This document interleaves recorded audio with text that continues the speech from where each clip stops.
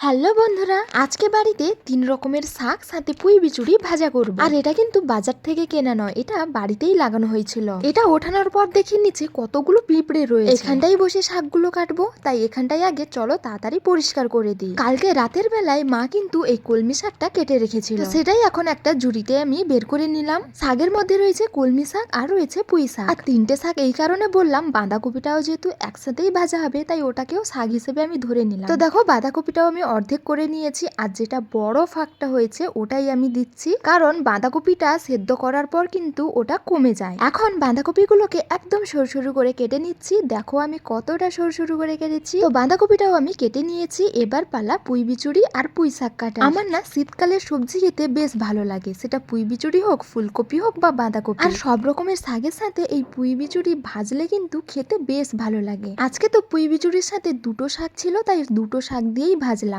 কিন্তু কয়েকদিন আগে অনেকগুলো শাক ছিল, যেমন ওই যে ফুলকপির যে পাতাগুলো হয় ওইগুলো, মূলো শাক, তারপর এই কলমি শাক, পুঁই শাক, বাঁধাকপি, সব রকম দিয়ে পুঁই বিচুড়ি ভেজেছিলাম। খেতে কিন্তু বেশ ভালো লেগেছিল।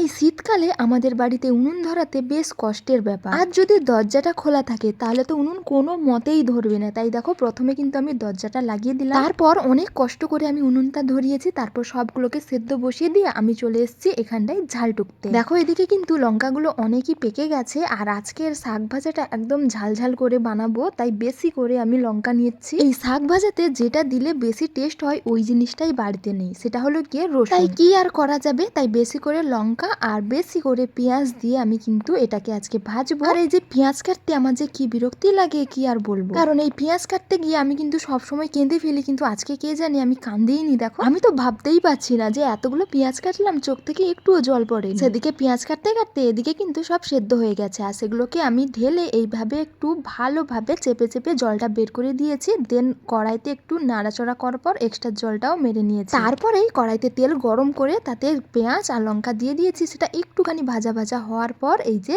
শাকটাও দিয়ে দিলাম। শাকটা দেওয়ার পর একটু ভালো করে ভেজে নেব। এখন কিন্তু শাক ভাজার ডান, এবার আমি নামিয়ে নিচ্ছি। এইভাবে শাক ভাজা খেতে কার কার ভালো লাগে কমেন্ট করে জানিও। টাটা।